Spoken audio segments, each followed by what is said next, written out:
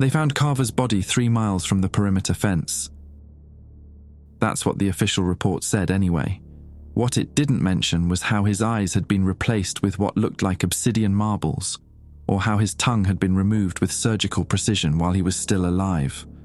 Worst of all, it failed to note the equations carved into his skin, the same equations we'd discovered beneath level 7 just 2 weeks earlier. I should start from the beginning. My name is Thomas Miller, and until 8 months ago, I was lead security coordinator at what the government calls Groom Lake Testing Facility. The public knows it as Area 51. I'm breaking my non-disclosure agreement by writing this, but I don't think I'll live long enough for them to prosecute me. The nosebleeds started 3 days ago, and I found the first black mark behind my ear this morning, just like the others. I enlisted in the Air Force at 22, served 2 tours, and caught the attention of someone important enough to offer me a position at Groom Lake. The pay was exceptional, the work was classified, and after 15 years, I thought I'd seen everything the base had to offer. I'd been witness to experimental aircraft that could vanish from radar, weapons that could incapacitate without leaving a trace, and psychological research that would make MKUltra look like a high school science project. But even I wasn't prepared for what we found beneath level 7 last year. Most of the personnel at Groom Lake operate on a strict need-to-know basis. The facility is divided into sectors and security clearance levels, with most employees only aware of their immediate surroundings. I was one of the few with access to nearly every area, supervising security protocols and personnel transfers between divisions. There were rumors, of course. Everyone had theories about the lower levels. Some believed we housed alien technology from the Roswell crash. Others thought we were developing time manipulation devices or running tests on human subjects. The truth, as always, was both less and infinitely more terrifying than the rumors. The day everything changed started like any other in the Nevada desert. The sun rose over Bald Mountain, painting the barren landscape in hues of orange and gold. I parked my government-issued SUV in the employee lot, scanned my badge, and underwent the usual biometric verification procedures. Dr. Alan Webb was waiting for me when I reached my office. Webb was a brilliant physicist who headed the Advanced Theoretical Research Division, a man whose genius was matched only by his arrogance. His presence in my office was unusual enough to immediately put me on alert. "Miller," he said, not bothering with a greeting, "I need you to authorize a security team for Level 7, Section C." That was my first red flag. Section C had been sealed for decades, long before either of us had joined the facility. "On whose authority?" I asked, sorting through the access requests that had accumulated overnight. "Director Harmon's. We've detected..." He paused, choosing his words carefully. "Anomalous readings. They match calculations from Project Threshold." My second red flag. Project Threshold had been discontinued in 1989 after the incident that no one discussed, the one that had claimed 12 lives and led to an entire wing being permanently sealed. I never should have signed that authorization. I should have questioned Webb further, demanded to speak with Harmon directly, but 15 years of following orders without question is a hard habit to break, and that's how it began, with a signature on a digital form. With me unwittingly setting in motion a chain of events that would lead to 6 deaths, including Carver's, and the discovery that would shatter everything I thought I knew about reality. I just wish I'd known then what I know now. Maybe I could have stopped it.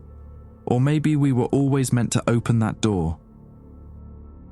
24 hours after Webb's visit, I found myself standing in front of a reinforced blast door that hadn't been opened in over 30 years.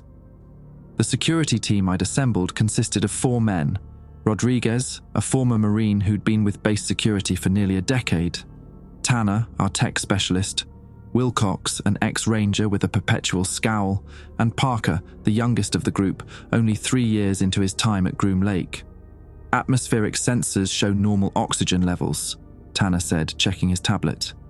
"No detectable toxins or radiation." Webb stood beside me, practically vibrating with anticipation.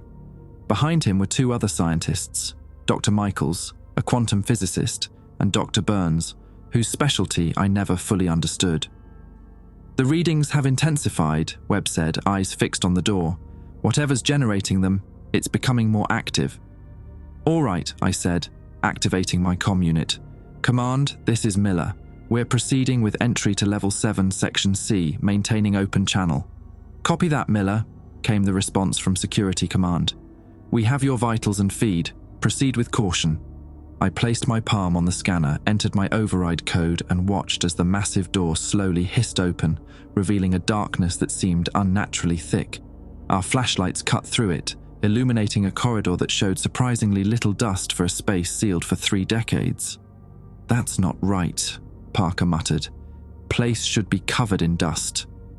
He was right, and it was the first of many things that wouldn't make sense.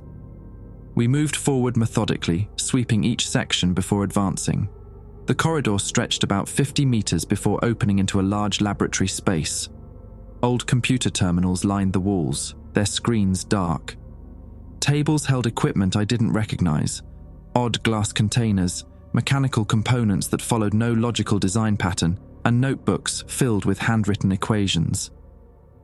"Holy shit," Wilcox whispered, shining his light on the far wall.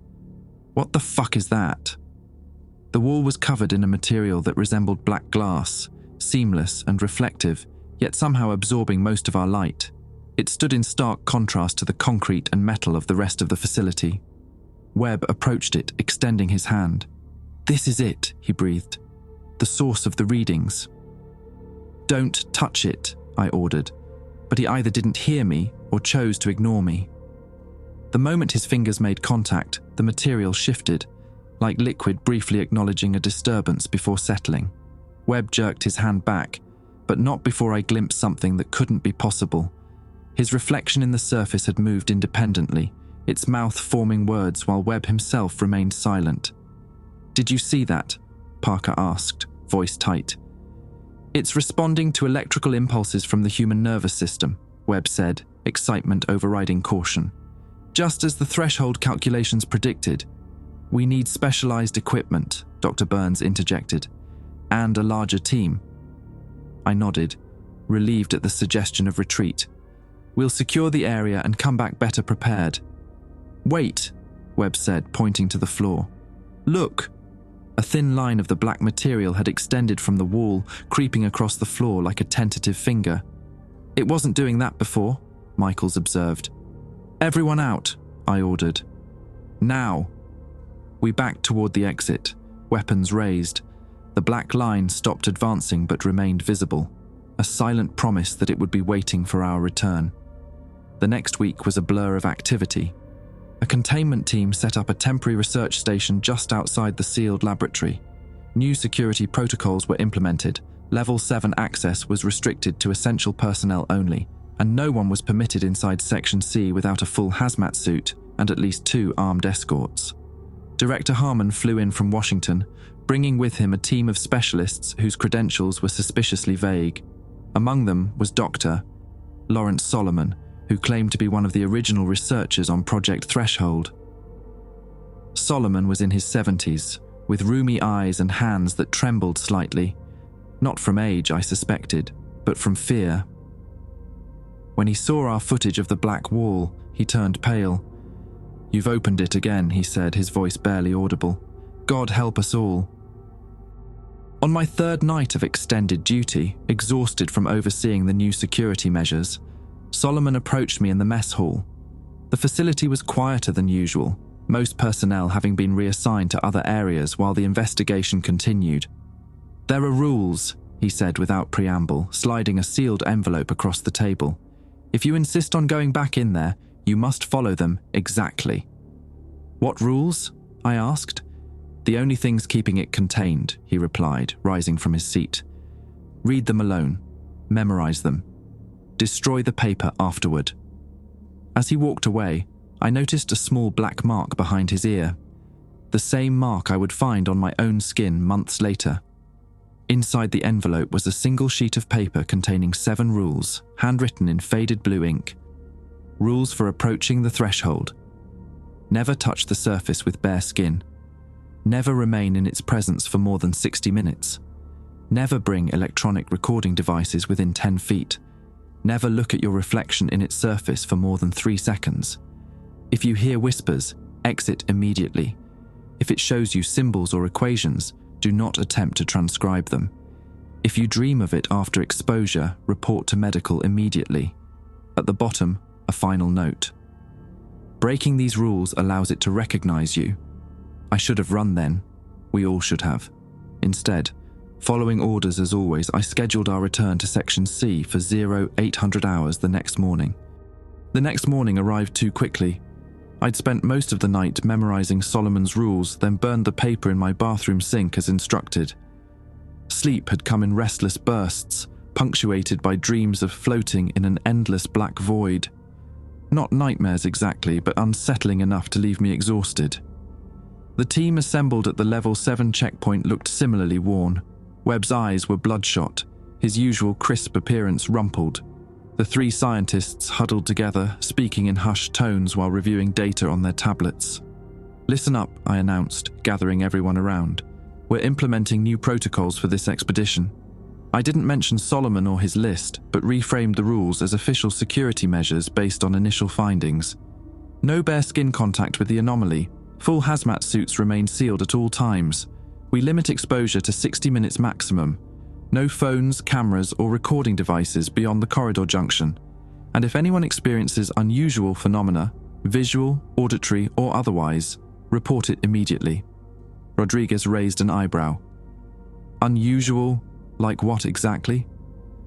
Like anything that shouldn't fucking be there, Wilcox answered before I could. Just stay alert, I said. We don't know what we're dealing with. Dr. Solomon shuffled in as we were suiting up, looking like he hadn't slept in days. He pulled me aside while the others finished their preparations. Did you destroy it? He whispered. I nodded. Remember Rule 4, he insisted, his bony fingers digging into my arm. The reflection, 3 seconds maximum. Count in your head. I'll handle it, I assured him, uncomfortable with his intensity. Solomon glanced around nervously. Have you told the others? I've implemented the safety measures without explaining their source. Was that wrong? He shook his head. Number, knowing the source makes it worse. Intention matters to what's in there. Before I could ask what he meant, Webb called out that the team was ready. Solomon retreated without another word, watching us with eyes that held equal parts fear and envy. The return to Section C felt different. The corridor seemed longer somehow, the lighting dimmer despite our equipment reading normal power levels. When we reached the laboratory, I immediately noticed changes. The black surface had expanded, now covering nearly twice the area of the previous day. The line that had extended across the floor was gone, but the edge of the wall material appeared slightly raised, as if poised to reach out. Remarkable, Webb breathed, approaching with a sensor probe. It's grown without any apparent energy source. Or it's been growing for decades and we just opened the door, Dr. Burns suggested, keeping his distance. Maintain minimum safe separation, I reminded everyone, particularly watching Webb, whose fascination overrode caution. Tanner set up monitoring equipment at the prescribed distance. Remote readings only, he confirmed. Nothing that transmits directly to or from the anomaly. The scientists began working, taking measurements and whispering among themselves. I stationed Rodriguez and Wilcox by the door, with Parker moving between observation points to maintain situational awareness. 30 minutes passed without incident. The anomaly remained static, though our instruments detected what Webb called quantum fluctuations around its surface. I kept my eyes on my watch, determined to enforce the 1-hour limit.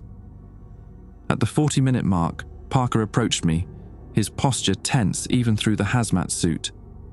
Sir, I don't like this, he said quietly. Something feels off about the air in here. I knew what he meant.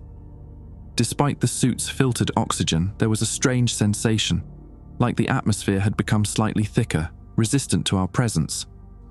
20 more minutes, I said. Then we're out, regardless of their progress. He nodded and resumed his patrol. As he passed near the black surface, he paused momentarily, his head tilting as though listening.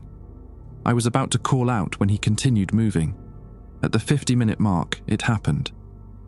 Webb had been using a remote scanner to analyze the surface structure when he suddenly froze. It's showing us something, he said, voice hushed with awe. I turned to look. The previously smooth black surface now displayed what appeared to be equations, complex mathematical formulas that shifted and rearranged themselves like living things. "Don't copy that down," I ordered, remembering Rule 6.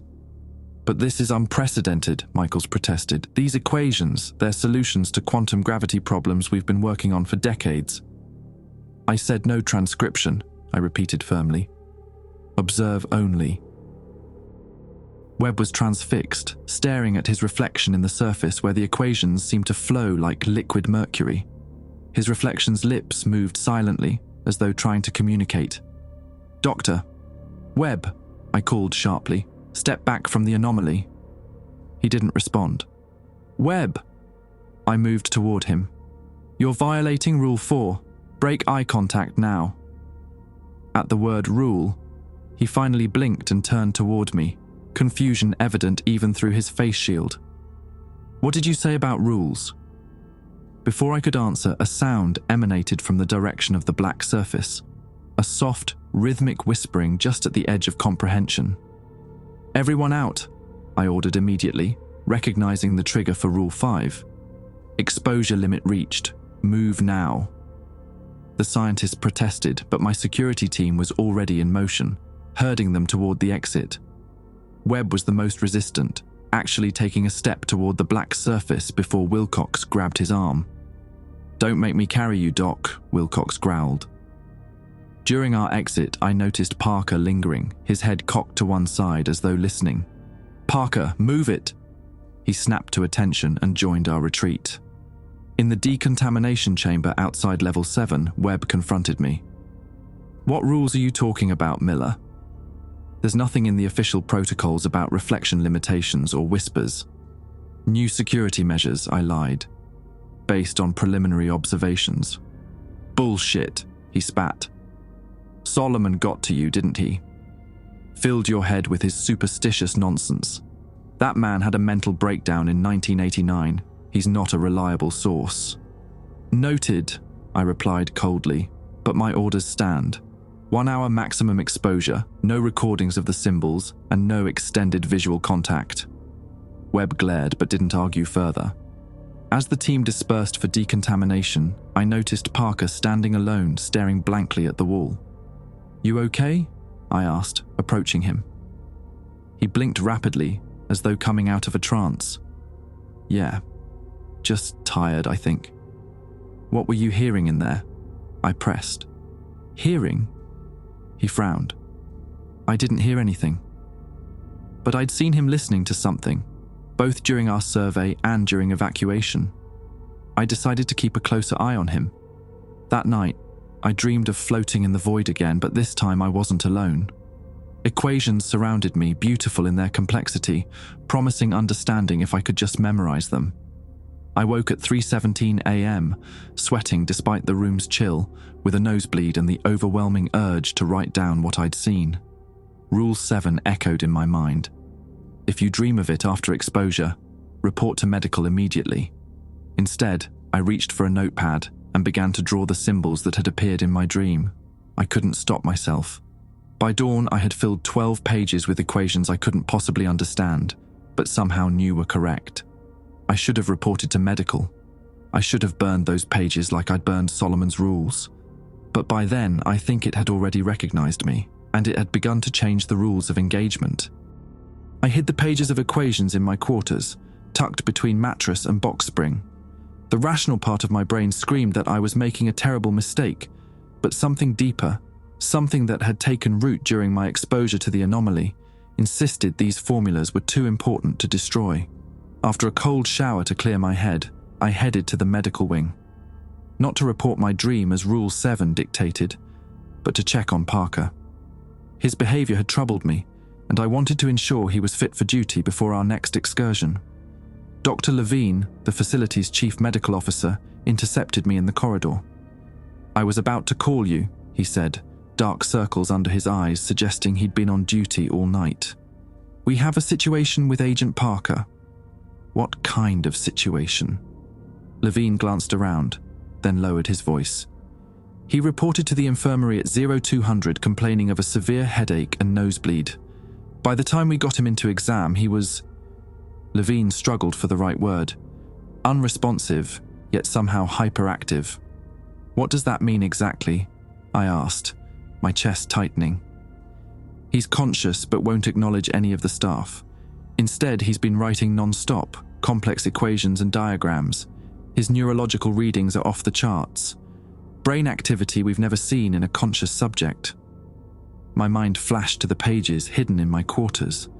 Had Parker's dreams been similar to mine? Let me see him, I said. Parker sat cross-legged on the floor of a small observation room, surrounded by papers covered in the same symbols I'd drawn hours earlier. His right hand moved furiously across a fresh sheet while his left pressed against the floor, fingers splayed as though sensing vibrations. Blood had dried beneath his nose and ears. How long has he been like this? I asked, watching through the observation window. Since admission, won't eat, drink or sleep. We tried sedation, but his system metabolized it almost immediately. Levine shook his head. Whatever's happening, it's rewriting his basic physiological functions. Has he spoken at all? Not to us, but he mumbles to himself occasionally, sounds like numbers and coordinates. I studied Parker's writings, recognizing fragments that matched my own nocturnal scribblings. Have you shown these to anyone from the research team? Dr. Webb reviewed them briefly. He seemed disturbed, said they resembled theoretical models from Project Threshold, but with impossible advancements. I wanted to ask more, but my phone buzzed with a message from Director Harmon. Immediate meeting. Level 4 conference room. The conference room was already crowded when I arrived.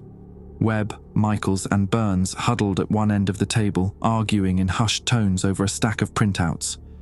Director Harmon stood at the head of the table, his normally impassive face showing signs of strain. Solomon sat alone in a corner, eyes closed, lips moving silently as though reciting something to himself. Miller, Harmon nodded tersely. Sit down. We need to discuss containment protocols. As I took my seat, I noticed Wilcox standing guard by the door, hand resting near his sidearm. Our eyes met briefly and I recognized the mix of confusion and vigilance in his expression. He'd been told to watch for threats but wasn't sure what constituted a threat anymore. Parker's condition has raised concerns, Harmon began without preamble. Dr. Solomon believes he's experiencing stage 1 contamination from the anomaly. All eyes turned to Solomon, who finally opened his eyes and leaned forward. It starts with dreams, he said, voice raspy. Then compulsive writing. The equations work their way into your mind, altering neural pathways. Stage 2 brings physical changes, cellular restructuring at a quantum level. By stage 3, you're no longer entirely human. That's preposterous, Webb interjected. You're describing science fiction, not observable phenomena. Solomon fixed him with a hard stare. I watched it happen to 11 of my colleagues in 1989. I'm the only survivor of the original Threshold team, and that's only because I never broke Rule 2, 60 minutes maximum exposure, never more. Then how did Parker become contaminated? I asked. We maintained strict time limits yesterday. Someone broke another rule, Solomon said. Doesn't matter which one. Once the boundary is breached, it affects everyone who was present. Some just progress faster than others. A cold weight settled in my stomach as I remembered writing down the dream equations. Had my transgression accelerated Parker's condition? What happened in 1989? Harmon asked. The full story this time, not the sanitized version. Solomon closed his eyes again as though the memory physically pained him. We discovered the anomaly during deep excavation for Level 7 expansion. It was smaller then, about the size of a dinner plate. We thought it was some unknown mineral formation until Dr. Reeves touched it. He swallowed hard. The material responded to him, grew onto his hand. We had to remove the affected tissue. Webb leaned forward, skepticism warring with fascination. You're saying it's alive? Not alive. Not dead. Something else entirely. Solomon's hands trembled as he continued. We established containment protocols, the 7 rules, but research pressure led to compromises, extended exposure times, recording devices brought too close. And then Richards began hearing the whispers. The whispers, Michaels repeated. You mentioned those in Rule 5. Solomon nodded. They start as background noise, almost subliminal. Then they become clearer, instructions, formulas, coordinates. By the time you can understand them, it's already too late. You've been recognized. Recognized by what? Burns asked. We never agreed on terminology. Some called it a gateway. Others thought it was a life form from another dimension. I believe it's something much simpler and more terrifying. A weak point in reality where the laws of our universe become negotiable. The room fell silent as we processed this. It sounded insane, yet after what I'd witnessed, what I'd dreamed, I couldn't dismiss it outright. Harmon broke the silence. Regardless of what it is, we need containment measures that work. Dr. Solomon, you survived the first incident. What do you recommend? Complete facility evacuation and sealing of Level 7, Solomon said without hesitation. Then incineration of all materials containing the copied equations, including Agent Parker's writings and anyone else who may have recorded them. His gaze lingered on me uncomfortably. Webb slammed his hand on the table. That's scientific vandalism. The anomaly represents the greatest discovery in human history. With the equations it's providing, we could revolutionize physics, energy production, possibly even space travel. That's exactly what we thought in '89, Solomon replied quietly. Right up until the moment Dr. Keyes solved one of those equations and opened a temporary rift that consumed him and 3 others. Their screams. He trailed off, lost in memory. Harmon looked to me. Miller, your assessment. I hesitated, thinking of my hidden pages of equations.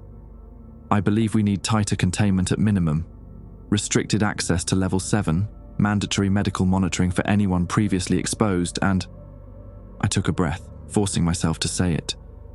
Collection and secure storage of all anomaly-related documentation. You've been compromised, Solomon said flatly. You've broken a rule. I can see it in your eyes. All attention turned to me. I opened my mouth to deny it, but Wilcox's radio crackled to life, saving me from responding. Security alert. Level 3 medical. Patient Parker has escaped containment. All available personnel respond. How the hell did he get out? Harmon demanded, already moving toward the door. Sir, came the panicked reply. He walked through the wall, the solid wall. Witnesses say he just passed through it like it wasn't there. I felt the blood drain from my face. Stage 2 contamination, Solomon had said. Physical changes at the quantum level. The facility lockdown alarm began wailing as we rushed from the conference room. Wilcox and I headed directly to the security command center where monitors showed chaos unfolding. Personnel scrambled to secure areas while tactical teams assembled at key junctions. Where was he last seen? I asked the operator. Stairwell B, heading down, she replied, pointing to a blurry security feed showing a figure moving with unnatural speed. But he's bypassing all security checkpoints somehow. He's headed for Level 7, I realized aloud. Miller, Harmon's voice came through my earpiece. Intercept Parker. Use whatever force necessary to prevent him reaching Section C. I acknowledged the order and turned to Wilcox. Grab Rodriguez and meet me at the Level 6 checkpoint. Full tactical gear. As we raced to the armory, a terrible suspicion formed in my mind. Parker wasn't acting randomly. He was being guided. The same anomaly that had filled our dreams with equations was directing him back to its source. And I knew, with chilling certainty, that by writing down those equations, I had helped open the door. 15 minutes later, we were in position at the Level 6 checkpoint, a reinforced security station that controlled access to the deepest parts of the facility. Rodriguez, Wilcox and I wore tactical gear with heavy sidearms, though I wasn't confident conventional weapons would stop whatever Parker was becoming. Remember, non-lethal if possible, I instructed as we checked our gear. Parker's still one of ours. With all due respect, sir, Rodriguez said, chambering around in his sidearm. If he can walk through walls, I'm not sure what non-lethal means anymore. He had a point. Parker had already defied multiple laws of physics. What were our tranquilizer darts going to do? My earpiece crackled. Command to Miller, we've lost visual on Parker. Last confirmed location was level 5, section B, moving toward the central shaft. Copy that, I responded. Maintaining position at level 6 checkpoint. He'll have to come through here to reach level 7. No sooner had I spoken than the temperature in the corridor dropped dramatically. My breath clouded in front of me, and the fluorescent lights flickered. Wilcox raised his weapon, eyes scanning the empty hallway. Movement, Rodriguez whispered, pointing to the ceiling. Dark stains were spreading across the white panels like spilled ink, forming patterns that resembled the equations from my dreams. He's here, I realized, but not coming through the corridor. As if on cue, Parker descended from the ceiling, not falling, but gradually lowering as though gravity had become optional. His body moved with jerky, unnatural motions, and his eyes had turned completely black like polished obsidian. Blood leaked from his nose, ears, and tear ducts, but he seemed unaware of it. Parker, I called, keeping my weapon trained on him. Stand down, that's an order. His head swiveled toward me with mechanical precision. When he spoke, his voice overlapped with itself, creating an echo effect that sent chills down my spine. Miller, you've seen it too. The equations, the answers. His gaze shifted to something behind me. Hello, Dr. Solomon. I hadn't heard Solomon approach, but suddenly the old scientist was beside me, face pale with terror. You shouldn't be here, I told him. This is a security operation. I've seen this before, Solomon whispered, ignoring me. This exact moment. Parker is at stage 2.5, the tipping point. Parker's lips stretched into an unnatural smile. Solomon fears what he doesn't understand. But you understand, don't you, Miller? You wrote the equations too. Rodriguez and Wilcox glanced at me, confusion evident in their expressions. He's manipulating you, Solomon warned. Don't engage. Parker's feet finally touched the floor, but he remained slightly hunched, as though his body was learning new configurations. It wants to communicate, Miller. The threshold between dimensions is thinning. The equations are the language, the translation. What happened to you, Parker? I asked, despite Solomon's warning. Evolution, he replied, rolling the word around his mouth like he was tasting it. The anomaly showed me how to manipulate quantum probability, how to exist in multiple states simultaneously. His form briefly blurred, becoming transparent, then solid again. It wants to teach all of us. Wilcox raised his weapon higher. Sir, permission to fire. Wait, I said, still processing Parker's words. Part of me, the part influenced by those dream equations, wanted to hear more. Parker tilted his head at an impossible angle. They're coming, Miller. They've always been coming. The equations are the key to surviving the convergence. Who's coming? I demanded. Solomon grabbed my arm. Don't listen! This is exactly what happened to Keyes before the breach. Parker's attention snapped to Solomon, his expression darkening. You stopped it last time, sealed them away, delayed the inevitable. He took a step forward, causing all three of us to tighten our grips on our weapons. Not this time, old man. Fire, I ordered, finally recognizing the threat. Rodriguez and Wilcox unloaded tranquilizer darts into Parker's chest and torso. He didn't flinch. The darts simply passed through him as though he were made of smoke, clattering against the wall behind. Parker lunged forward with inhuman speed. Rodriguez flew backward, slamming into the wall with enough force to crack the concrete. Wilcox managed to switch to his sidearm, firing 3 rounds that passed harmlessly through Parker's shifting form. Then Parker was on me, his face inches from mine, those obsidian eyes reflecting nothing. His hand shot out, impossibly fast, not to attack, but to press something into my palm, a small, cold object that felt like stone. When you're ready to see, he whispered, his voice momentarily clear and recognizable as the Parker I knew. Look through it. Then he was past us, moving toward the level 7 access door with that same unnatural speed. Wilcox fired again, emptying his clip, but Parker had already reached the security panel. Instead of using the keypad, he simply pressed his palm against the reinforced door. The metal rippled like water, and he stepped through, leaving barely a distortion behind. Holy shit, Wilcox breathed, staring at the intact door. I turned to check on Rodriguez, who was conscious but dazed, blood trickling from a cut on his forehead. You okay? He nodded weakly.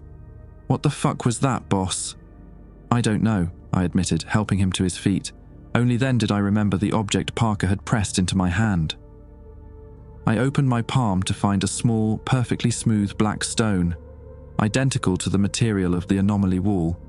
Solomon saw it and backed away, terror plain on his face. Get rid of that thing immediately. I should have listened. Instead, I closed my fingers around it, feeling an inexplicable reluctance to part with it.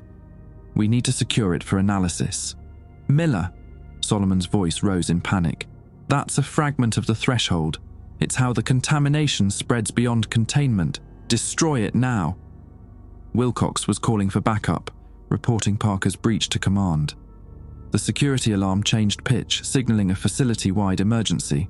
In the confusion, I slipped the stone into my pocket, telling myself I would turn it over to the research team later. We need to evacuate, Solomon insisted, pulling at my arm. Parker will reach the anomaly within minutes. We have to seal the entire level. No, I said, the decision coming with surprising certainty. We have to follow him, see what he's doing. That's suicide, Solomon warned. If he's merging with the anomaly, the breach will expand exponentially. I keyed my comm unit. Miller to command. Parker has breached level 7, requesting tactical team backup and hazmat suits for immediate pursuit. Negative, came Harmon's voice. Evacuation protocols are in effect. All personnel move to surface level immediately. I hesitated, feeling the weight of the stone in my pocket.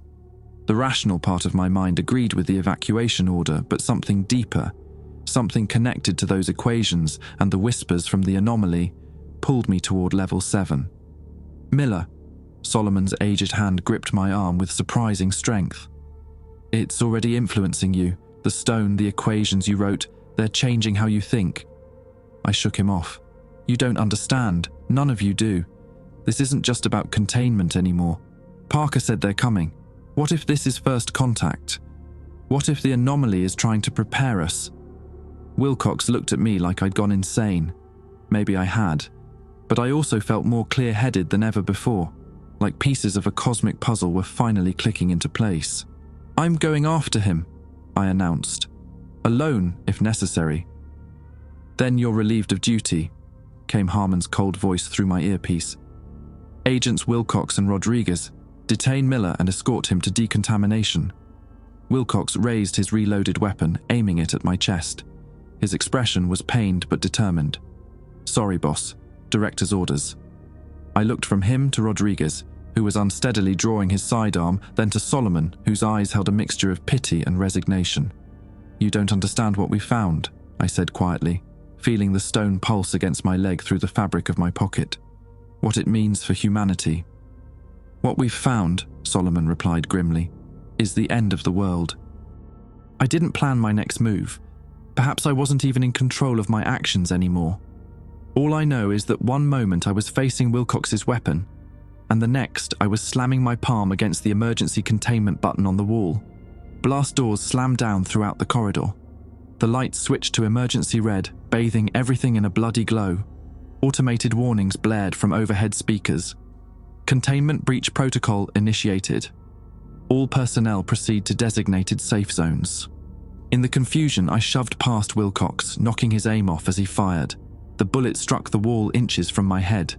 I didn't look back as I sprinted toward the maintenance access tunnel, a narrow passage I knew wouldn't be sealed by the automated system.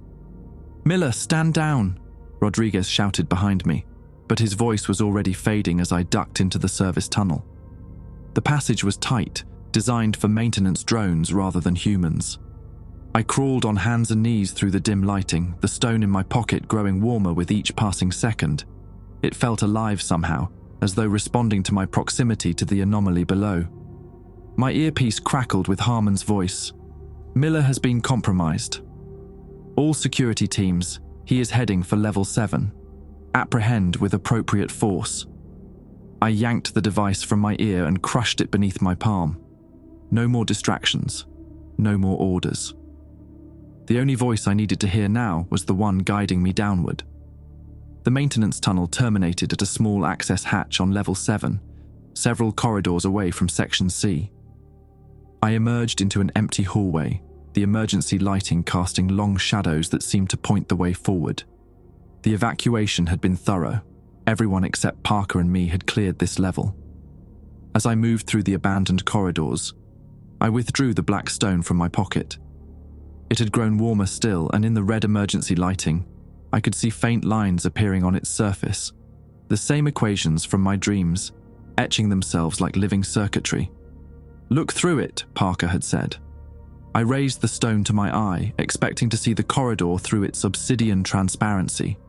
Instead, I saw, elsewhere, a landscape of impossible angles and shifting dimensions, structures that seemed to fold in on themselves, and beings that my mind refused to fully process.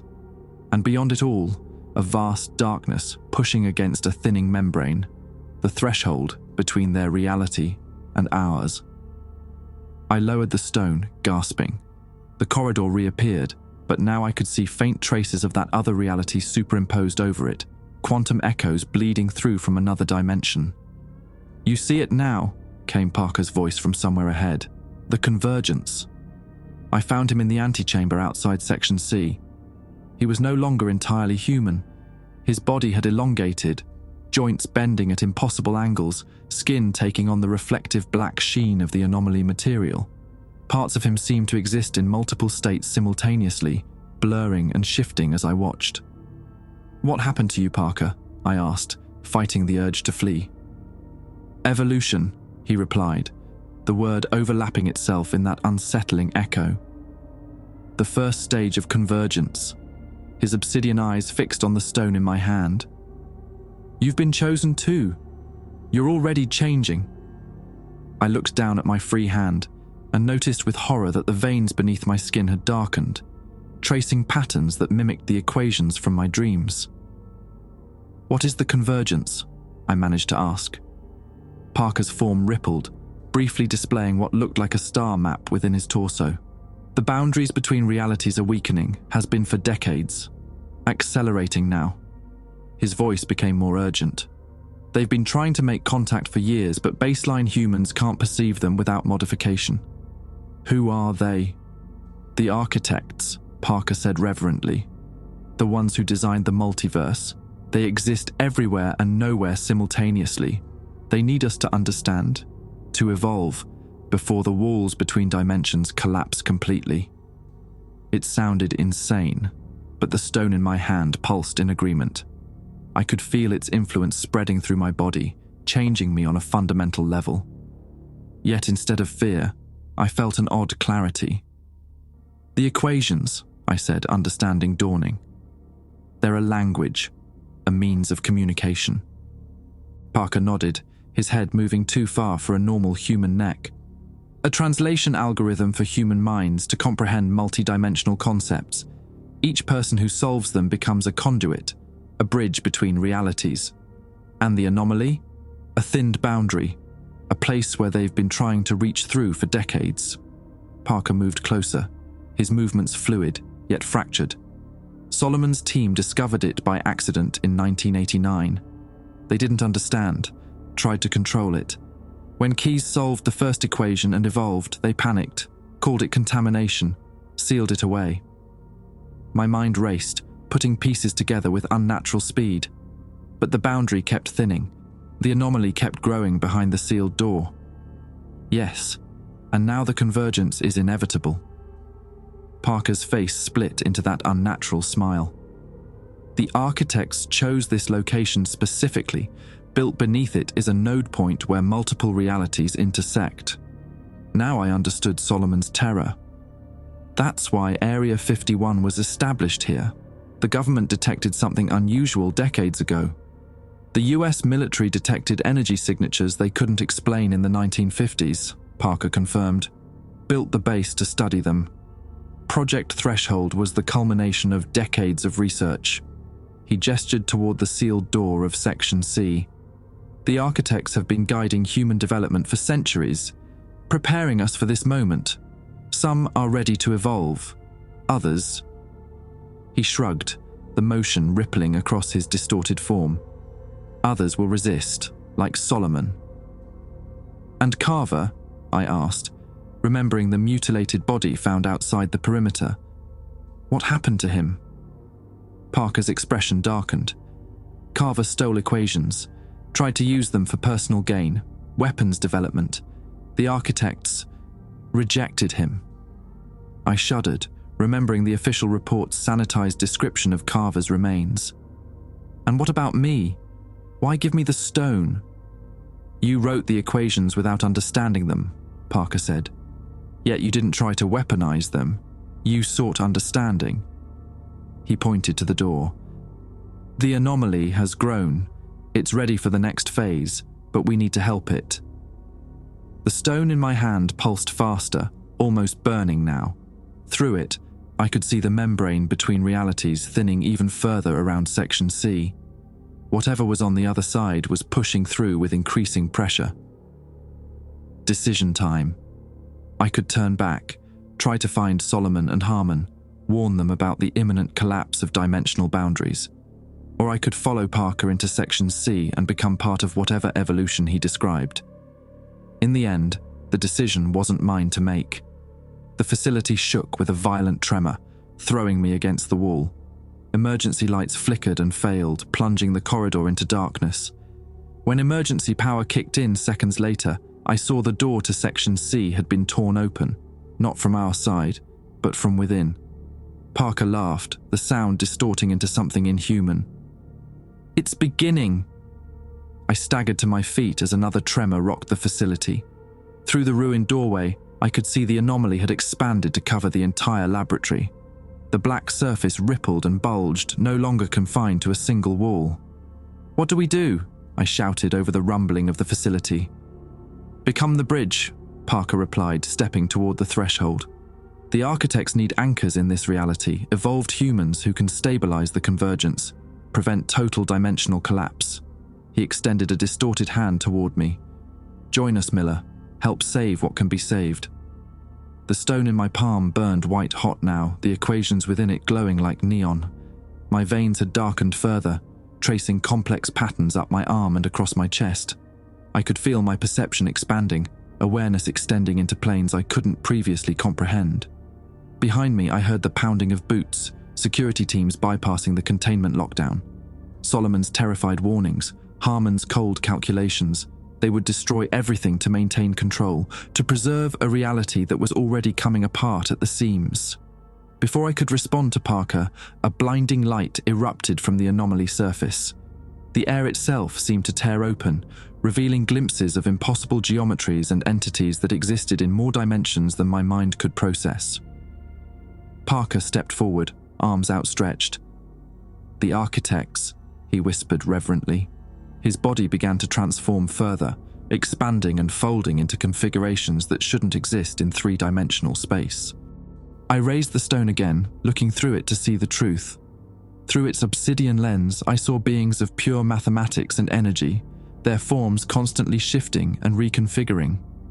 They weren't invaders or conquerors. They were refugees, fleeing the collapse of their own dimensional plane, seeking stable anchor points in our reality. And they had chosen us, humans with the capacity to comprehend their equations, to become those anchors. Another tremor, stronger than before. The ceiling began to crack, raining debris into the corridor. Behind me, the first security team rounded the corner, weapons raised.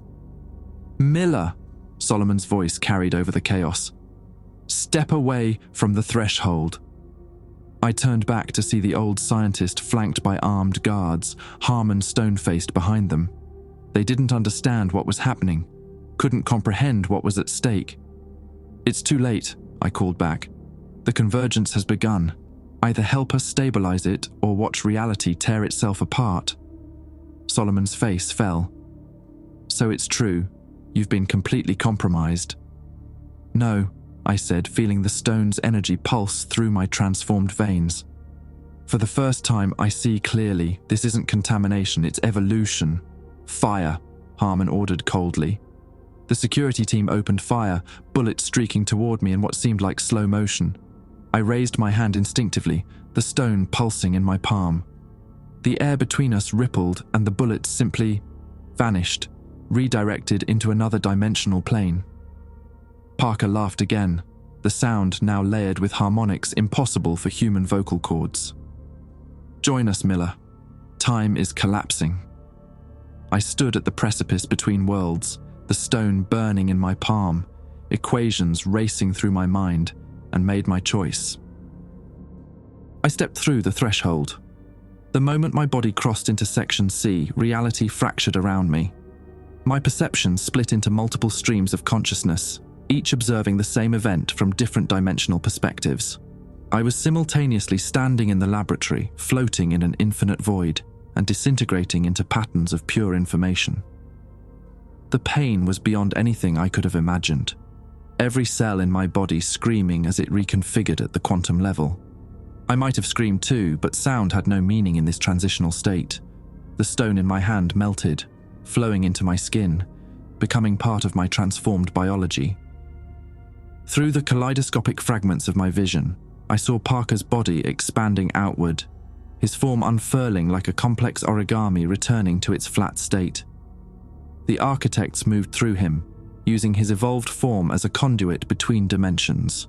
Their presence defied description, mathematical constructs given sentience, geometries that existed in 11 dimensions simultaneously, consciousness distributed across quantum fields.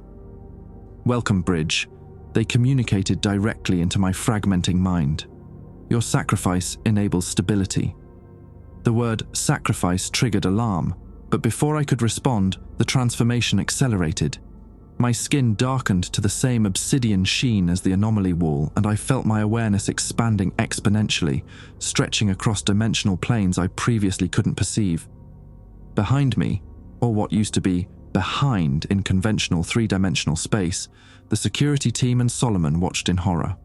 From their perspective, Parker and I were being consumed by the anomaly, our bodies contorting and transforming as the black substance flowed over us. Harmon had retreated, barking orders into his radio. Nuclear containment protocol. Authorization Omega 70, 30-minute countdown. Nuclear containment. They were going to destroy the entire facility. "No!" Solomon lunged forward, grappling with Harmon. "You'll fracture the dimensional boundary completely. A nuclear detonation at a convergence point will accelerate the collapse." I tried to call out to them, to explain what was happening, but my voice no longer functioned in the human frequency range. Instead, dark tendrils of the anomaly material extended from where my arms had been, reaching toward the doorway. The security team opened fire again, their bullets passing harmlessly through the multidimensional matter of my transforming body. One of the guards, Rodriguez, hesitated, recognition flickering in his eyes as he stared at what remained of my face. "Miller," he whispered. "Jesus Christ, what's happening to you?" I concentrated, forcing my consciousness to coalesce enough to communicate. The words formed in the air before me, composed of the same shifting equations that had haunted my dreams. "Stop the nuclear protocol. Dimensional collapse imminent." Solomon read the glowing symbols and turned pale. "It's true," he said, voice cracking. "That's what happened in '89. Keyes warned us the same way before we killed him." Harmon shoved Solomon aside. "It's a trick. These things are invading our reality. We have to contain the breach at any cost. Not invasion. Convergence. Reality's collapsing. Need bridges to stabilize." My message hung in the air, equations rearranging themselves continuously. Solomon stared, understanding dawning on his lined face. "The original threshold team got it wrong," he murmured. "We interpreted it as contamination, but it was evolution, preparation." The facility shook with another violent tremor. Hairline fractures appeared in the air itself, visible rifts in the dimensional fabric. Through them, glimpses of other realities bled through.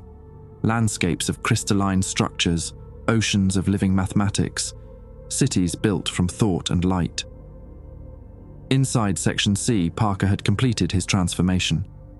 What remained no longer resembled anything human. He had become a living intersection point, a stable anchor between dimensional planes.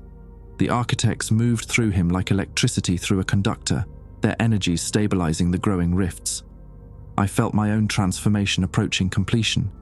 The equations that had taken root in my mind were now physically manifesting, restructuring my consciousness into something that could exist across multiple planes simultaneously.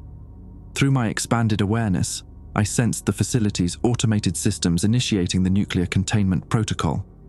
Deep beneath Level 7, weapons designed to eradicate all trace of the facility were powering up. 28 minutes until detonation. Must prevent detonation. Nuclear energy will accelerate collapse. My message reached Solomon, who turned to Harmon with desperate urgency. Listen to me. If those warheads detonate at a dimensional weak point, the reaction will cascade across realities. We're talking about the end of everything, not just our world. Harmon hesitated, his cold calculation warring with the enormity of the risk. How can we trust these things? He demanded, gesturing toward what Parker and I had become. Rodriguez stepped forward, lowering his weapon. Sir, that's still Miller in there somehow, and he's never steered us wrong before. Another tremor, stronger than the last. A support beam crashed down, narrowly missing the security team. The dimensional rifts were widening, reality becoming increasingly unstable around the convergence point. Time fracturing. 27 minutes, subjective time. Must act now. Harmon finally relented. How do we stop it? The nuclear protocol requires the director's biometric authentication to abort. I concentrated, pulling information from the expanded consciousness I now shared with the architects. Images formed in the air, a schematic of the facility, highlighting an access point on Level 8. Manual override requires 2 security clearances. Solomon nodded in understanding. Miller's giving us a way to abort the countdown. Harmon studied the hovering schematics, then made his decision. Rodriguez, you're with me. We'll attempt the override. He turned to the remaining security team. The rest of you evacuate all remaining personnel to minimum safe distance. As they prepared to leave, I sent one final message. Solomon stays. Need his knowledge. The old scientist looked up, fear and fascination warring in his expression. After a moment, he nodded. I'll stay. I need to understand what we got wrong all those years ago. After the others departed, Solomon approached the threshold cautiously. The laboratory had transformed completely, now resembling a crystalline chamber where multiple dimensional planes intersected. What had once been Parker now occupied the center, a living nexus point pulsing with mathematical energies. I hovered at the periphery, still undergoing transformation, caught between human and whatever I was becoming. I managed to retain enough of my original form for Solomon to recognize me. Why am I here, Miller? He asked, voice steadier than I'd expected. What do you need from me? I concentrated, forming words that appeared as glowing equations. Need to understand 1989. What happened to Kai's? Why you sealed the threshold? Solomon sank to his knees, the weight of decades of guilt visibly crushing him. We were afraid. When Keyes started transforming, we thought he was being consumed by some hostile entity. He tried to communicate just like you're doing now, but we couldn't understand. His voice broke. We terminated him, used experimental weapons to destroy the initial anomaly, and sealed what remained behind the containment door. Not destroyed, merely fragmented, delayed, inevitable. I know that now, Solomon whispered. We set back the convergence by 30 years, but we couldn't stop it. The dimensional boundaries were already weakening. The facility shook again. Through my expanded awareness, I could sense Harmon and Rodriguez racing against time, navigating to the override station. 22 minutes remaining. Need your help. Original threshold data. Stabilization equations. Solomon's eyes widened. You think there's a way to control the convergence? To prevent total collapse? Not prevent. Guide. Selective convergence. Preserve Earth reality. Understanding dawned on his face. The original equations, they weren't just communication, they were instructions for controlled dimensional integration. He pulled a small notebook from his pocket. I've carried Key's final notes for 30 years. Never understood them, but couldn't bring myself to destroy them either. He opened the notebook, revealing pages of handwritten equations identical to those I'd dreamed of. As he held it up, the symbols began to glow with the same energy that now flowed through me. The notebook floated from his hands, hovering before me. The equations within resonated with my transformed consciousness, completing patterns that had been fragmented for decades. I understood now. Keyes had begun developing a stabilization matrix that would allow controlled convergence, preserving the integrity of our dimension while allowing limited integration with others. With my newly expanded perception, I could complete what Keyes had started, but I needed anchors, stable points in our reality to ground the matrix. Solomon would be one, and the others, Harmon Rodriguez. They must complete the circuit. The override station, Solomon realized. It's directly beneath us at another node point in the dimensional boundary. Through the fracturing reality, I sensed Harmon and Rodriguez reaching the override station, frantically working to abort the nuclear countdown. 18 minutes remaining. What they didn't know was that their presence at that precise location, another thin point between dimensions, was the final component needed for the stabilization matrix to form. The time had come to complete my transformation and fulfill my role as a bridge. I surrendered the last vestiges of my humanity, allowing the equations to fully rewrite my existence. Transformation is not a linear process. It's not like shedding one form to adopt another. What I experienced was existence simultaneously across multiple states, each perspective valid, each reality overlapping. Through one facet of awareness, I observed Harmon and Rodriguez at the override station on level 8, working desperately to abort the nuclear countdown. 15 minutes remained. Through another, I watched Solomon studying the expanding crystalline structures forming throughout Section C, his scientific mind still attempting to categorize and understand what was beyond human comprehension. Through yet another, I communed with the architects, entities of pure mathematics and energy who had been trying to reach our dimension for decades, fleeing the collapse of their own reality continuum. And through all these perspectives simultaneously, I worked to establish the stabilization matrix, a multi-dimensional lattice that would guide the convergence, allowing controlled integration rather than catastrophic collapse. The override requires simultaneous authentication, Harmon said, his voice reaching me despite the physical distance. Reality was becoming increasingly permeable around the node points. Rodriguez, on my mark. They placed their palms on the scanners, and the system acknowledged their credentials. The countdown paused at 13 minutes, 27 seconds. Override authorization required, the automated system announced. State nature of protocol violation. Harmon hesitated, clearly unaccustomed to justifying his decisions to a machine. Convergence event stabilization in progress. Nuclear detonation will accelerate dimensional collapse. The system processed for several agonizing seconds. Override denied. Insufficient authentication for convergence protocols. What the hell? Rodriguez slammed his hand against the console. We both have Omega-level clearance. Through our shared consciousness, Parker, or what Parker had become, communicated. They need the original threshold authentication, Solomon's credentials from 1989. I extended my awareness, creating a bridge between the override station and Section C where Solomon stood. The air between the locations rippled, and suddenly Solomon could see Harmon and Rodriguez as though looking through a window in reality itself. "Solomon," Harmon called through the rift. "We need your override credentials from Project Threshold." Solomon stepped closer to the dimensional window. "My old codes won't work anymore. It's been 30 years. Original project authentication remains valid," I communicated through glowing equations. Fail-safe designed to ensure future teams could not override threshold protocols without original team knowledge. Solomon understood immediately. They never removed my access because they wanted to ensure someone from the original team would have to be consulted for any future threshold-related decisions. He stepped through the rift, physically moving through the dimensional tear to stand beside Harmon and Rodriguez. The three men stared at each other, momentarily speechless at what had just occurred. Solomon recovered first, moving to the console. Dr. Lawrence Solomon, Project Threshold Authentication, Tango Echo November 11989. The system hummed. Threshold authentication confirmed.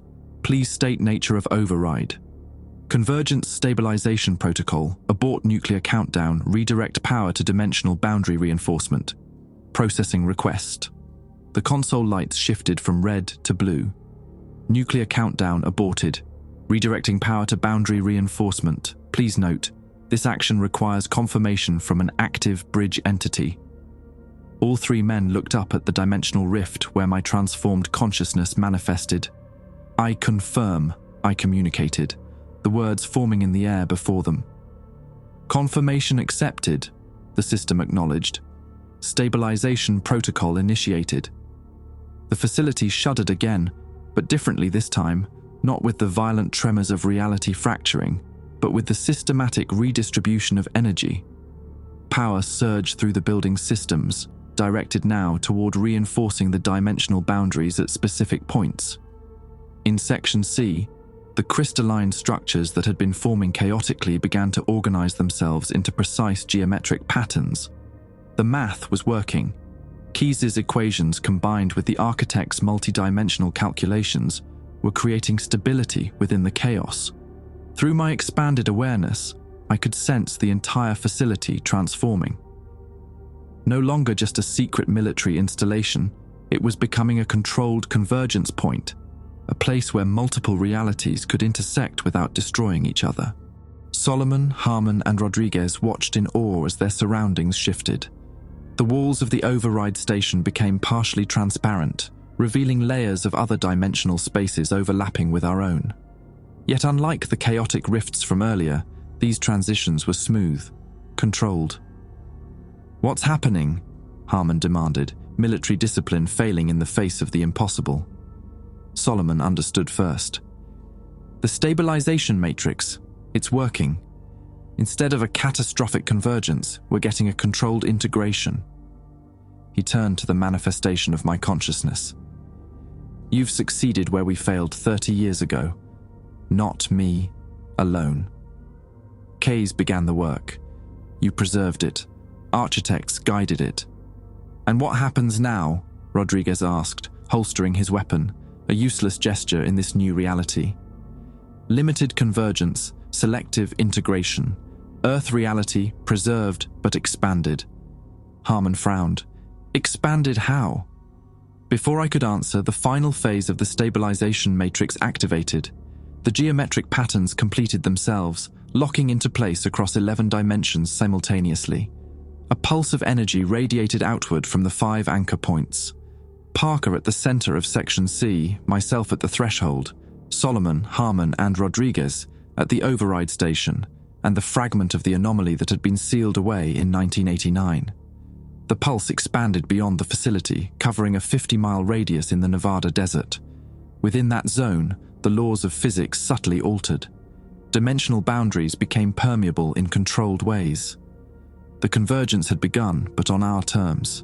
Through the newly stabilized connections, I sensed the architects' gratitude. They had found sanctuary, not through invasion, but through collaboration. Their reality had been collapsing for centuries in their time frame, pushing them to seek stable anchor points in adjacent dimensions. "How much of our world will change?" Solomon asked, scientific curiosity overcoming his fear. "Zone of convergence, limited to current radius. Controlled expansion possible in future. Humanity must adapt gradually." Rodriguez stared through the transparent walls at the overlapping realities. "Will more people change, like you and Parker?" "Evolution. Voluntary. Requires acceptance of equations. Conscious choice." Harmon's military mind was already calculating implications. "So the rest of the world continues normally, unaware of the convergence zone, while we manage this dimensional intersection. Correct. Area 51. Now truly what rumors claimed. Interface between worlds." Solomon laughed softly, the sound tinged with both wonder and sadness. All those conspiracy theorists were right after all, just not in the way they imagined. Across the facility, personnel were encountering the changed reality in different ways. Some fled in terror. Others, particularly the scientists who had been working on theoretical physics and dimensional research, adapted more readily, their minds already primed to accept concepts beyond conventional understanding. Through my multidimensional awareness, I observed Webb in the evacuation bunker, staring at the equations that had appeared on his skin, similar to what had happened to me. He had been exposed enough to perceive the truth, and now faced the choice of whether to embrace evolution or remain human. The stabilization matrix continued to strengthen, dimensional energies flowing through the anchors in harmonic patterns. With each passing minute, the convergence became more stable, the once violent intrusions between realities transforming into elegant intersections. "What do we tell the government?" Harmon asked, ever practical. "The world? Truth, gradually. Some will be ready to understand, others need time." Solomon nodded thoughtfully. "We've spent decades studying phenomena we barely understood. Now we have direct access to knowledge beyond our comprehension, the scientific implications alone." "And the military applications," Harmon added, unable to help himself. "Architects will share knowledge, but not weapons, evolution, not destruction." Rodriguez had been unusually quiet, studying the transformed reality around him. Finally, he asked the question that truly mattered. "Miller, are you still in there?" "Still. You?" It was a profound question, one I had been asking myself throughout the transformation. Was Thomas Miller still part of this expanded consciousness? Or had I been consumed, replaced by something else entirely? I focused my awareness, concentrating on the memories and connections that had defined my human existence. The truth was complex, but I owed Rodriguez an honest answer. I am more than Miller now, but Miller remains. Expanded, not erased. And Parker? Similar but different. Deeper integration. Voluntary surrender to become primary anchor. Harmon straightened his uniform in a habitual gesture that seemed charmingly anachronistic in this transformed reality. "So what now? What's our priority? Stabilize, understand, prepare others." The convergence is just beginning. As if to emphasize my point, new crystalline structures began forming throughout the facility, creating pathways between dimensional planes. Through them, shadowy figures could be seen moving, not the architects themselves, but other evolved entities from adjacent realities, now able to interface with our dimension through the controlled convergence. Solomon watched them with academic fascination.